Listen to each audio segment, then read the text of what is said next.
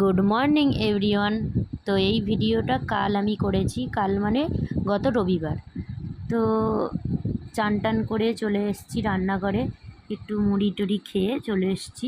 আর এখানে দেখতে পাচ্ছ মাছ আছে, ইলিশ মাছ আছে, আর ওই মাথাগুলো যেগুলো ভাজছি সেগুলো আজকে একটু পুঁই শাক করবো, তো পুঁই শাকে মাথা দিয়ে করব।